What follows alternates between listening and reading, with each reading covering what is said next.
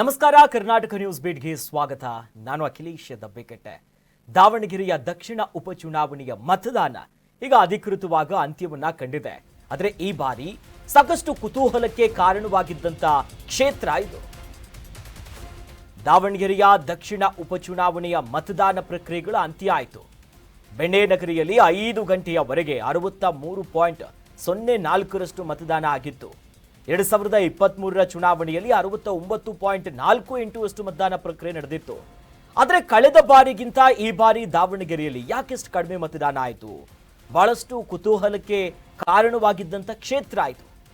By election ಅನ್ನುವಂಥ ಕಾರಣಕ್ಕೆ ಉತ್ಸಾಹವನ್ನ ಕಳೆದುಕೊಂಡು ಬಿಟ್ರ ಮತದಾನ ಪ್ರಭುಗಳು. ನೋಡಿ, ದಾವಣಗೆರೆ ಕ್ಷೇತ್ರ ಇದು ಕಾಂಗ್ರೆಸ್ಸಿನ ಭದ್ರಕೋಟೆ.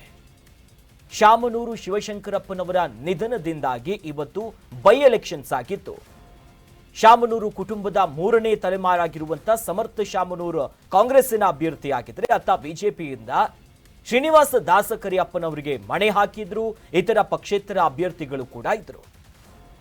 ಬೈ ಎಲೆಕ್ಷನ್ ನಲ್ಲಿ ಬಹಳಷ್ಟು ಕುತೂಹಲ ಕಾರಣ ಆಗಿರುವಂತ ಕ್ಷೇತ್ರದಲ್ಲೇ ಸಂಜೆ 5 ಗಂಟೆವರೆಗೆ ಲೆಕ್ಕಾಚಾರ ಹಾಕಿದ್ರೆ ಮತದಾನ ಎಷ್ಟು ಪ್ರಮಾಣದಲ್ಲಿ ನಡೀತು ಅಂತಂದ್ರೆ 63.04% ವೋಟ್ ಟರ್ನ್ಔಟ್ಗಳಾಗಿದೆ. ಇಷ್ಟು ಪ್ರಮಾಣದಲ್ಲಿ ಮತದಾನ ಮಾಡುವಂತ ಕೆಲಸ ಆಗಿರೋದು ಎಲ್ಲೋ ಒಂದು ಕಡೆ ಆಶ್ಚರ್ಯ. ಮಧ್ಯಾಹ್ನ 3 ಗಂಟೆವರೆಗೂ ಅಂದಾಜು ನೋಡಿದಾಗ 49.05% ಅಷ್ಟು ಆಸುಪಾಸಿತ್ತು. ಅಂದ್ರೆ ಒಂದು 50% ಅಷ್ಟು ಮತದಾನ ಮಧ್ಯಾಹ್ನ 3 ಗಂಟೆವರೆಗೂ ಕೂಡ ಆಗಿರಲಿಲ್ಲ. 5 ಗಂಟೆಯವರೆಗೆ ಆದಂತ ಮತದಾನ ಪ್ರಕ್ರಿಯೆಯಲ್ಲಿ ನೋಡಿದಾಗ 63% ಆಗಿದೆ. ಅಂದ್ರೆ ಒಂದು 6 ಗಂಟೆ ಲೆಕ್ಕಾಚಾರ ಹಾಕಿದ್ರೆ ಒಂದಿಷ್ಟು ಪರ್ಸೆಂಟೇಜ್ಗಳು ಜಾಸ್ತಿ ಆಗಿರ್ಬೋದು. 70ರ ಗಡಿ ದಾಟೋದು ಬಹಳ ಕಷ್ಟ. 63ಕ್ಕೆ ಬಂದು ನಿಂತಿದೆ.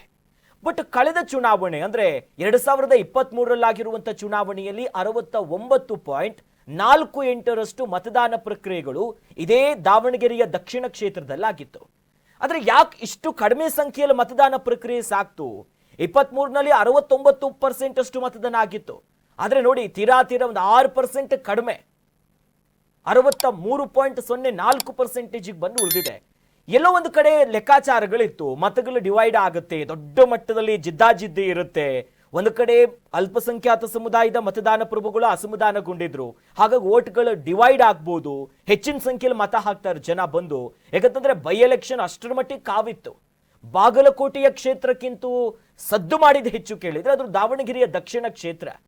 ಬಟ್ ಈ ವೋಟ್ ಪ್ಯಾಟರ್ನ್ ಅನ್ನ ಗಮನಿಸಿದಾಗ ಅಥವಾ ವೋಟ್ ಟರ್ನ್ಔಟ್ಗಳನ್ನ ಗಮನಿಸಿದಾಗ ಕಳೆದ ಬಾರಿಗಿಂತ ಕಡಿಮೆ ಆಗ್ತಿದೆ. ಅಂದ್ರೆ ಎಲ್ಲೋ ಒಂದು ಕಡೆ ಬೈ ಎಲೆಕ್ಷನ್ ಅನ್ನೋ ಕಾರಣಕ್ಕೆ ಉತ್ಸಾಹವನ್ನ ಕಳೆದುಕೊಂಡ್ಬಿಟ್ರ, ಅಥವಾ ಬೇಡವೇ ಬೇಡಪ್ಪ ಈ ಬಾರಿಯ ರಾಜಕೀಯಕ್ಕೆ ನಾನು ವೋಟೇ ಹಾಕಲ್ಲ ಅನ್ನೋ ನಿರ್ಧಾರಕ್ಕೆ ಅಲ್ಲಿನ ಜನ ಬಂದು ಬಿಟ್ರ ಅನ್ನೋ ಚರ್ಚೆಗಳು ಹೆಚ್ಚಾಗ್ತಿದೆ. ಸಾಧಾರಣವಾಗಿ ಈ ರೀತಿಯಾದಂತ ವೋಟ್ ಮತದಾನ ಪ್ರಮಾಣಗಳು ನಾವು ಬೇರೆ ಚುನಾವಣೆ ನೋಡಿದಾಗ ಬೆಂಗಳೂರು ನಗರ, ಈ ನಗರ ಪ್ರದೇಶಗಳಲ್ಲಿ ಈ ರೀತಿಯಾಗಿರುತ್ತೆ. ಅಂದ್ರೆ ಅಸಡ್ಡೆ ತೋರೋದು ಜಾಸ್ತಿ ಈ ಬೆಂಗಳೂರು ನಗರದಲ್ಲಿರೋರು ಅಥವಾ ಸಿಟಿಯಲ್ಲಿರೋರು. ಬಟ್ ಅಚ್ಚರಿಯ ಮತದಾನ ಪ್ರಕ್ರಿಯೆಗಳು ದಾವಣಗೆರೆ ದಕ್ಷಿಣದಲ್ಲಾಗಿರೋದು. ಈಗ ಕ್ಷಣ ಕ್ಷಣಕ್ಕೂ ಕುತೂಹಲ ಅಂತಂದ್ರೆ ಮತದಾನ ಪ್ರಭುಗಳಾಗಿರುವಂತ ವೋಟಿನ ಭವಿಷ್ಯ, ಈ ಅಭ್ಯರ್ಥಿಗಳ ಭವಿಷ್ಯ ಈಗ ಇವಿಎಂ ಅಲ್ಲಿ ಬಹಳ ಭದ್ರವಾಗಿದೆ. ಹಾಗಾಗಿ ಕಾಂಗ್ರೆಸ್ ತನ್ನ ಭದ್ರಕೋಟೆಯಾಗಿ ಉಳಿಸ್ಕೊಂಡಿರುವಂತಹ ಕ್ಷೇತ್ರದಲ್ಲಿ ಗೆಲ್ಲುತ್ತಾ ಇಲ್ವಾ? ಅಚ್ಚರಿಯ ಬದಲಾವಣೆಗಳನ್ನ ಕಂಡುಕೊಳ್ಳುತ್ತಾ ಈ ಬಾರಿ ದಾವಣಗೆರೆ ದಕ್ಷಿಣ ಅನ್ನೋದನ್ನ ಮೇ 4ರವರೆಗೆ ಕಾದು ನೋಡಬೇಕಾಗಿರುವಂತ ಸನ್ನಿವೇಶ ಒದಗಿದೆ. ಕರ್ನಾಟಕ ನ್ಯೂಸ್ ಬೀಟ್ ಫಾಲೋ ಮಾಡಿ, ಸಬ್ಸ್ಕ್ರೈಬ್ ಮಾಡಿ.